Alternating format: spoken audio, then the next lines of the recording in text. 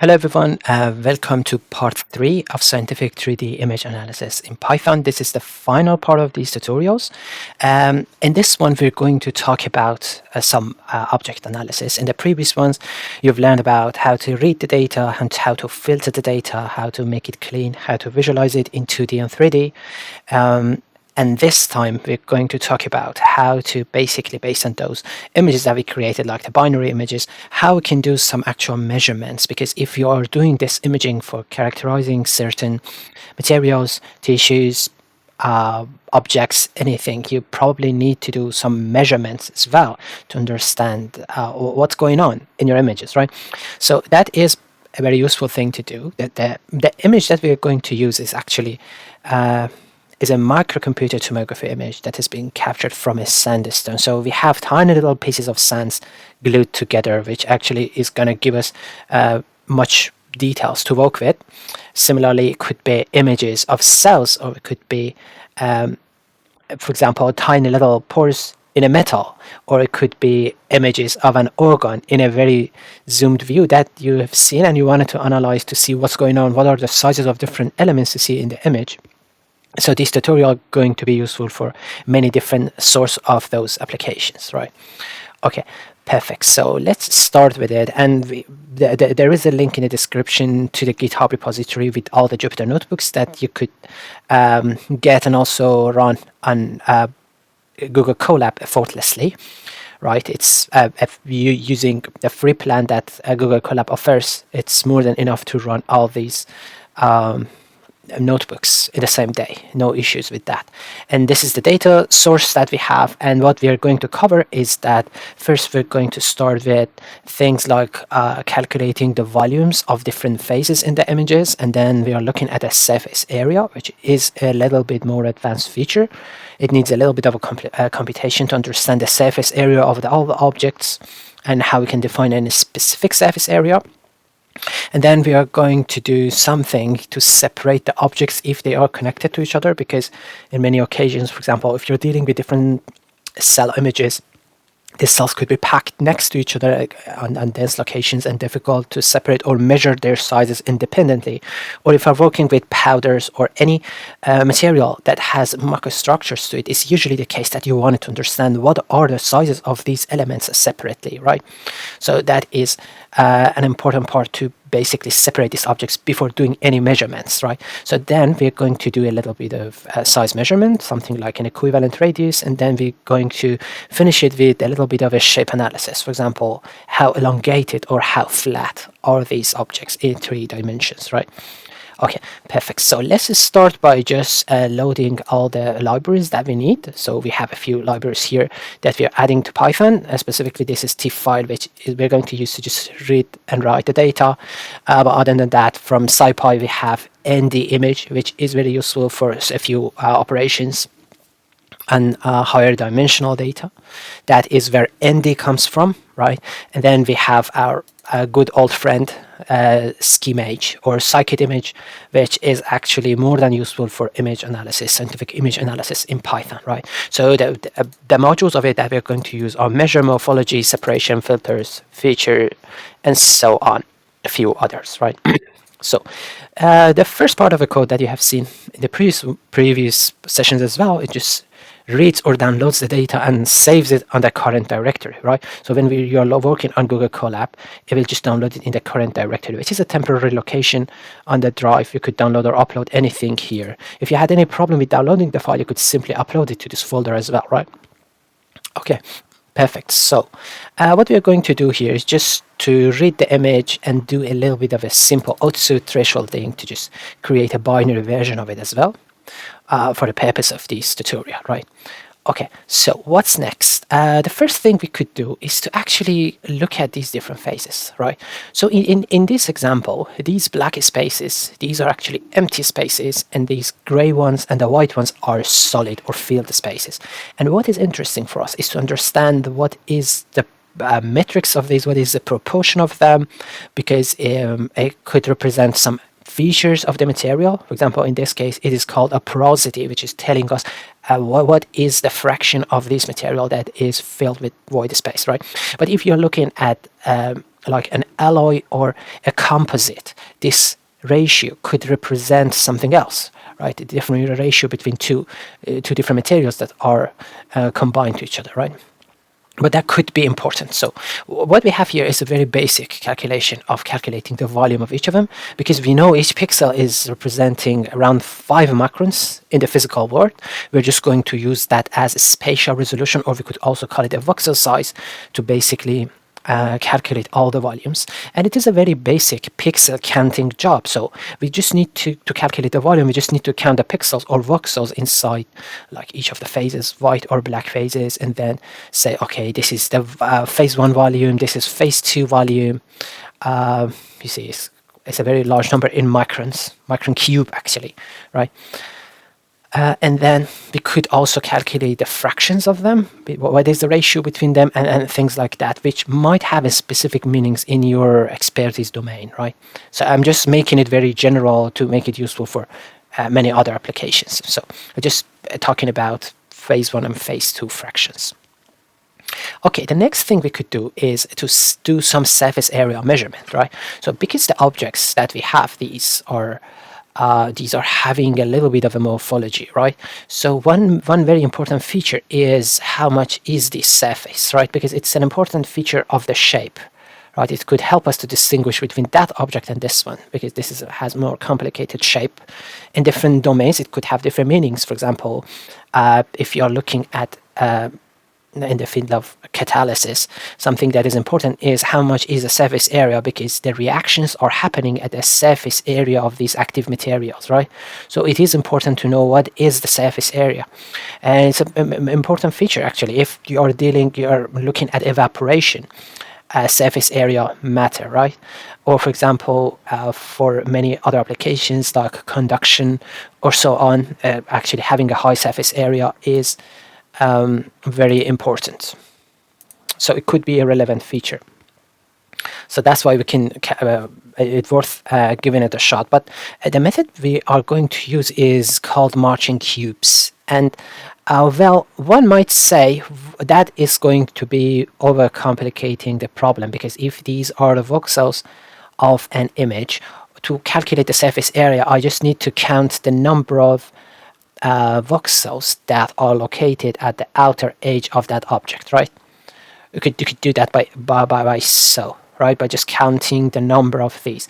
But this is not always correct, because you see, for example, this pixel, it has 3 faces looking outward, right? But this one has only 1 face, right? So it is not fair to just count each face based on 1 voxel.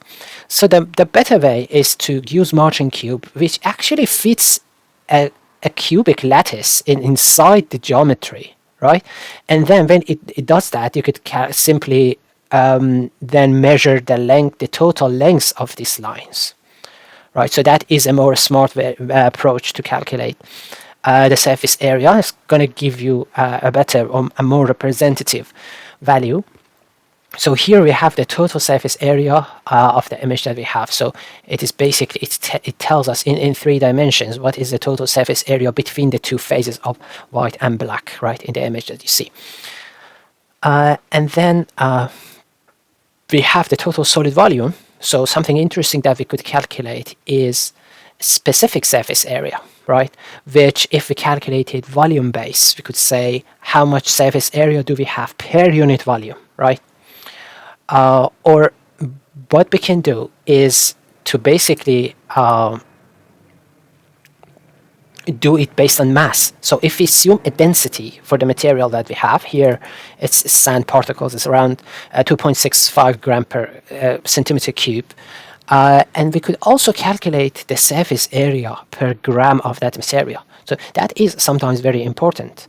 So for example, if you have some active materials that wanted to start a reaction and you embed them on different parts of some porous particles and you pour them in your liquid, this surface area is going to significantly change the reaction rate, right? So for example, think about as some water purification applications that you might be depositing some sludge depositing material on the surface of some particles, and you put it in this water and it will cause the sludge to settle down and clean up the water, right? So that could be one of the very interesting applications of having a very high surface area for a material, right? So that is a very important feature of microstructured materials, or it could also have many different applications. Like if you are dealing with medical images, the surface area could have certain medical meaning about that tissue, about its degradation, about its health, and so forth and so on, right?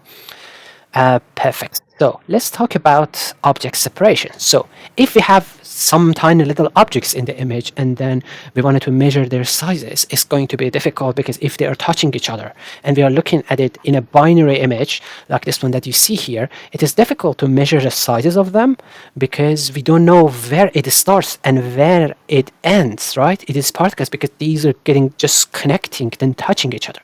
But perceptually, from a human eye point of view, we understand that these are probably separate particles because in our mind we are connecting these lines together to understand that these are two different particles, right? Or two different objects that just are touching each other but not the same thing. But we need to make the computer understand that. So one way to deal with that is there are many algorithms that could be used to do that, but one of them that is very common is known as watershed segmentation, and it has been commonly used for post-processing image segmentation works that are being done using machine learning. So let's see, if I wanted to explain how it works in simple terms, think about these two particles that are somehow touching each other, right? So from a human eye point of view, I could instantly say probably this is the location that I need to separate them from each other, right? So that is the location they have in common, but we need to make the computer understand that as well. So what we do is that first to start with something is called a distance transform. And it's going to, for each of these pixels, it's going to measure the distance it has with the closest pixel at the boundary and then assign a value to that distance. And if we do that, we're going to create something like this that looks like a topography image. So this is actually done by a function called distance transform. And at some points, these two actually contour lines, they become separate from each other, right? So this is done here. You see in the code, we have a distance transform in the image that we could use, right? So when it takes a binary image and it generates a map look like this, right?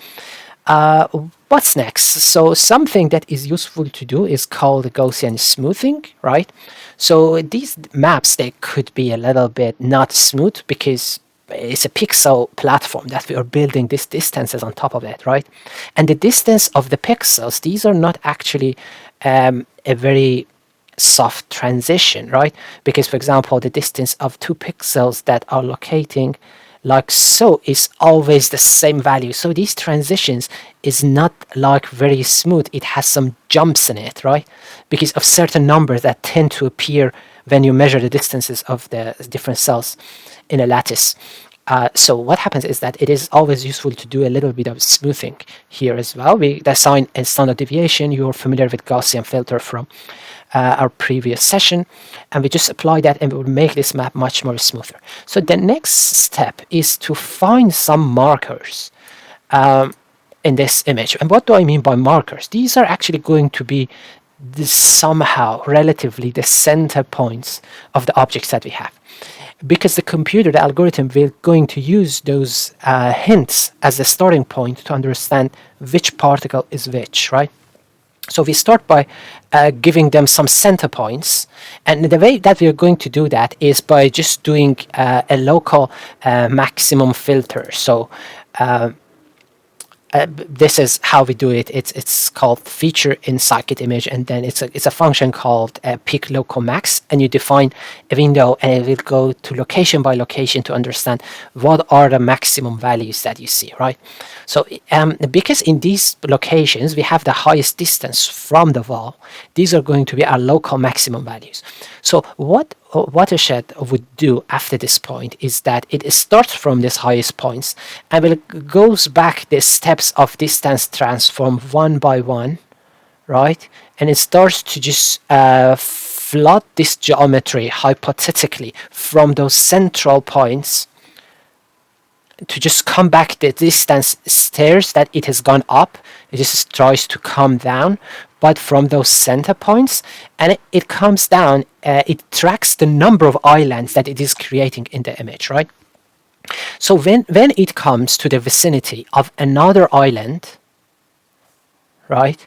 So it fills the image until it reaches point that you see two different islands are starting to touch each other. So it avoids going over the other island, right? So it just floods the empty spaces. And what happens is that each of them, they fill their own region like so, right? And what we left off is actually a line that is separating these two regions from each other. We call it a ridge line, and we're going to use that as a basis to separate these two objects from each other. So that is how it works behind the scenes. The function called Watershed, and it takes the distance map, the markers, which are the locations at the highest point or the center of those objects, and then the binary mask, so it wouldn't flood the other parts of the image that are not of our interest, right? So, okay, you see, we were thinking that these are probably two different objects by just looking at them.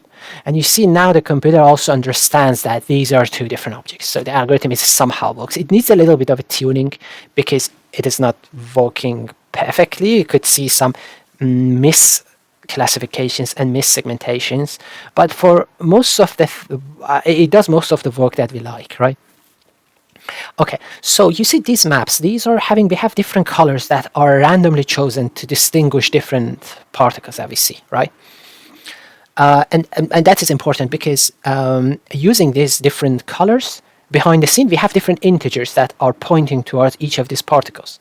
And what we can do now is that to extract information from each of these regions to now simply measure the sizes. Because, for example, if we wanted to measure the equivalent diameter of one of them, now that we know each of these locations is associated with a unique integer like 2, 10, 15, or something like that, we just need to count the number of 15s repetition in the image and then make it equivalent with a sphere and then calculate the equivalent diameter of that sphere, right? So that is going to give us a measure of the size, and that is basically what we are doing here.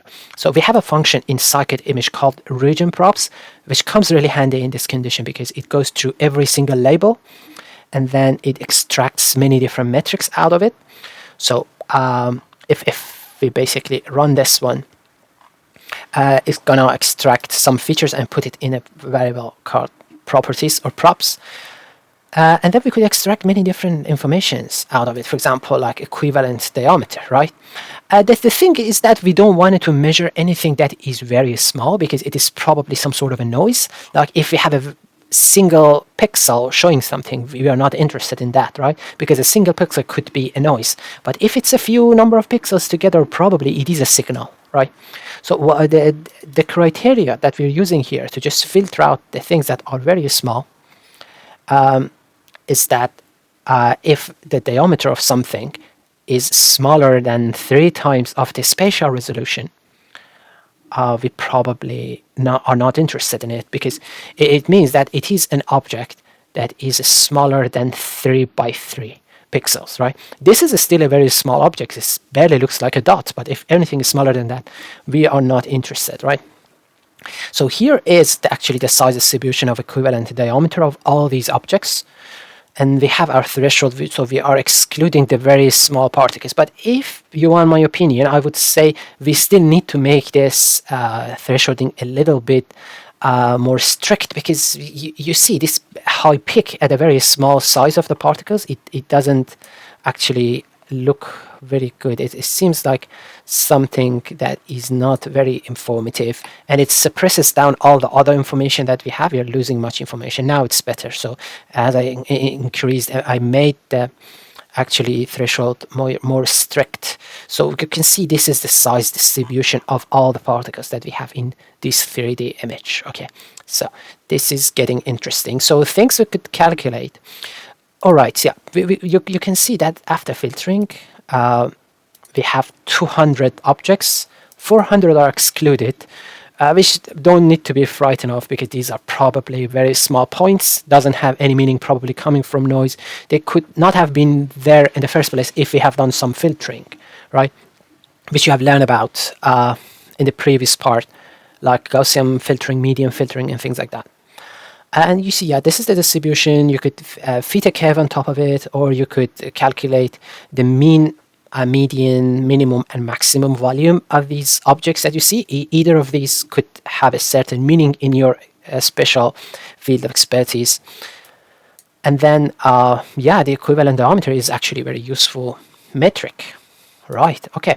So let's finish this session by talking about shape analysis. So I ran into this very interesting paper, and especially one of the figures of it that is that looks at different sizes, different shapes of some objects or particles.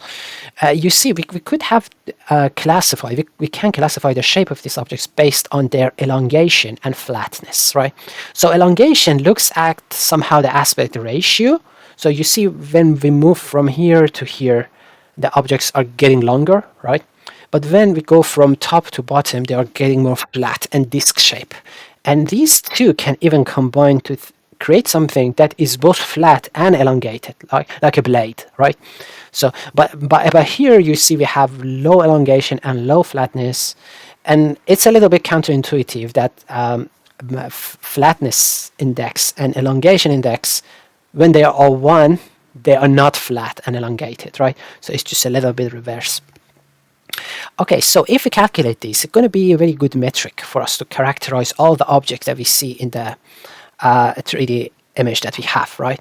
So how are we going to calculate that? So the good thing is that this region props function, it calculates for us the main three eigenvectors, or sorry, eigenvalues of all these objects, right? So it somehow translates to main axis of that object, or minor and major and mid axis of that object, right? So if we look at it in 2D, it's going to be this. If this is the object, region props could give us the lengths of these two, right? And if we look at it in 3D, it's going to be another one going perpendicular to this one, to these two ones.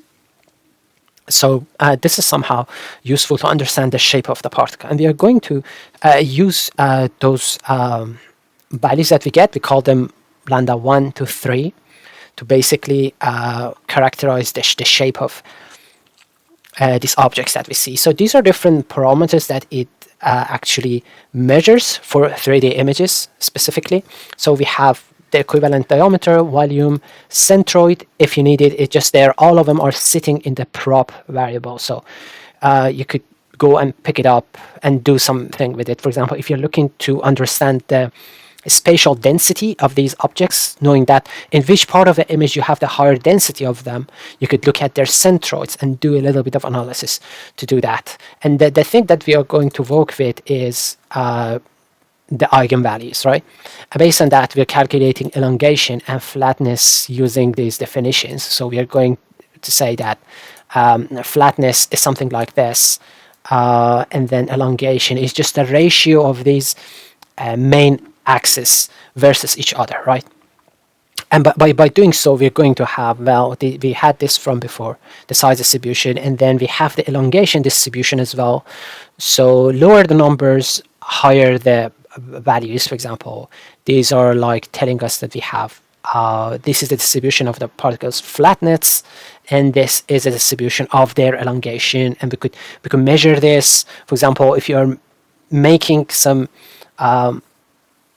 if you wanted to characterize two different images versus each other to understand a certain pathology or understand what is going on between these two different samples, these are the things that you could do to understand and quantify differences between two different images. For example, by looking at the shape analysis of them, like looking at the average elongation, flatness, particle size, or many other metrics that could have certain interpretation in your field of expertise. I'm not going to go through detail, but you know the story. Okay, perfect. Thank you, everyone. This is the end of this series. Let me know what are the sort of tutorials or relevant the codes that you think would be very useful or helpful, and I would try and do my best to approach those sort of ideas as well. Thank you everyone for your time that you lasted this long, and see you later. Goodbye.